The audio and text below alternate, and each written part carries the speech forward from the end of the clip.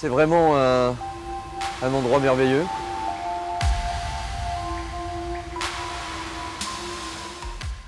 Il est tel que j'imaginais.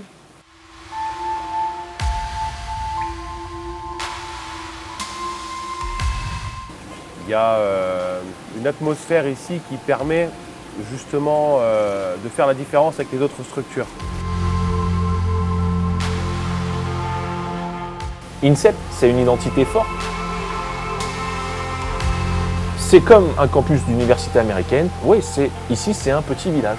L'idée, en étant ensemble, c'est de renforcer l'esprit FFN. Effectivement, c'est galvanisant. Il y a une grosse team FFN, il y a un encadrement qui s'est professionnalisé, qui est hyper compétent. Tout ça met en confiance, motive et puis décuple le plaisir d'arriver tous les matins à l'entraînement pour donner le meilleur et progresser pour atteindre les objectifs de perf.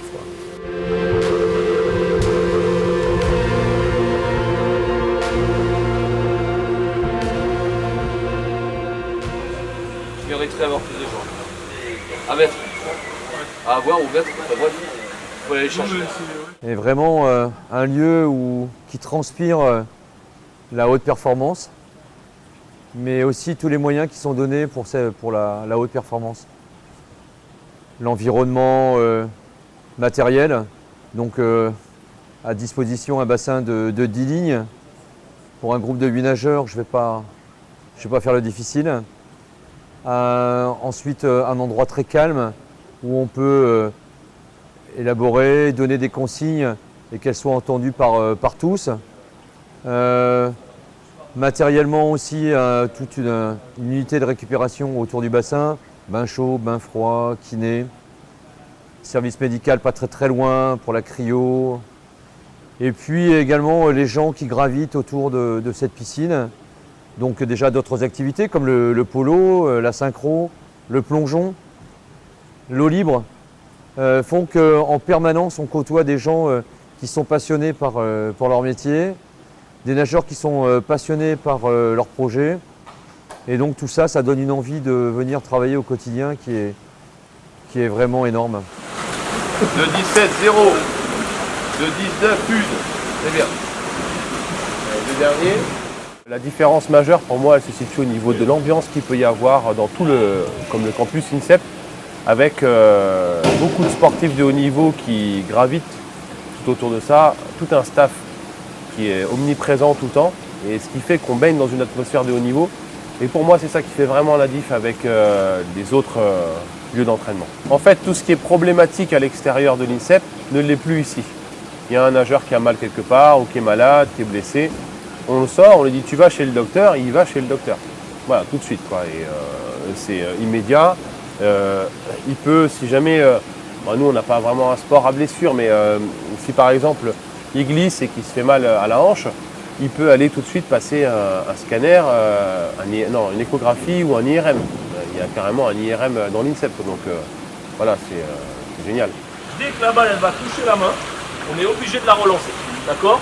Donc le mieux quand vous êtes glissé là, soyez grand, pas ici dans le creux de la main, jetez-la et dès qu'elle touche la main, vous repartez. Ça nous a marqué parce qu'on a trouvé ici un endroit où vraiment tout était fait pour le sport de haut niveau, avec les horaires aménagés, avec le suivi scolaire, le suivi universitaire, le suivi médical. Donc à l'époque déjà ça nous avait marqué, c'était déjà une petite révolution dans le monde du polo français. Et puis en plus, avec les années passant, j'ai vu aussi ce que ce centre d'entraînement, ce pôle à l'époque, Pôle France, avait impacté sur tout le territoire. C'est-à-dire que, comme d'habitude, quand on fait un centre ou un pôle fédéral, il y a quelques personnes qui s'ombragent en fait de ce centre en disant mais pourquoi ils font ça, nous on fait déjà très bien, etc. Et en fait je me suis rendu compte que ça a monté le niveau d'exigence dans tous les clubs. C'est-à-dire que tous les clubs ont monté leur niveau d'exigence pour se montrer à eux-mêmes ou montrer aux autres ou se montrer à eux-mêmes qu'eux aussi étaient capables de faire du bon boulot.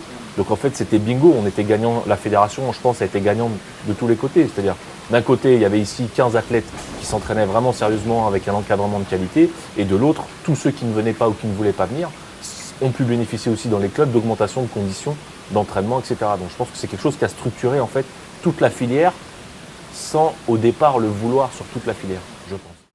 1, 2, 3, 4, 5, 6, 7, 8. 1, 2, 3, 4, 5. Oui, mais Ève, la nuit ne commence pas à 8, elle commence à 1. L'idée, en étant ensemble, c'est de renforcer l'esprit FFN. Ça, c'est une évidence, que ça soit lors des entraînements toute l'année, mais aussi lors des grandes échéances. Ça, c'est essentiel, mais pas que. C'est aussi mutualiser nos moyens, de réussir à faire des économies d'échelle. Et puis aussi, c'est l'échange de bonnes pratiques. L'échange de bonnes pratiques, c'est-à-dire au niveau de l'entraînement, tiens, je travaille avec tel intervenant, c'est bénéfique, ou ça m'a donné d'autres idées sur la planification, ou voilà comment ça se passe chez toi, voilà comment ça se passe chez moi. Ça, c'est essentiel, ces échanges. Ce qui est bien, c'est que justement, grâce à ce projet fort de la fédération, auquel tout le monde a adhéré, c'est qu'on a des moyens qui sont supplémentaires. Par exemple, effectivement, on a tous les mercredis, depuis la semaine dernière, en fait, on a un des kinés des équipes de France qui suit les plongeurs en compétition internationale, qui vient sur 3 heures en fait, et qui leur met en place des séances de récupération pour suivre les plongeurs de manière hebdomadaire et avoir un réel suivi tout au long de l'année sur les blessures, un suivi prophylactique, et voilà, pour effectivement optimiser un peu tous les aspects de la performance. Et ça, c'est vrai que ce projet fort-là porté par la FFN a permis de dégager en fait les moyens nécessaires pour mettre en place le système de récupération tous les mercredis. Nous, en plongeon, on aura des quotas, enfin le pays hôte obtient un quota pour les épreuves synchronisées, donc à 3 mètres et à 10 mètres, unisexe. Donc on a clairement l'envie de performer et puis d'honorer ces quotas et de monter sur le podium. Donc on n'est pas là simplement pour représenter la France et dire coucou, on y a été, on y est. Donc non, on a réellement, et on s'organise au quotidien pour performer et faire en sorte que tous nos athlètes atteignent leur objectif et que le plongeon et les athlètes performent à Paris 2024.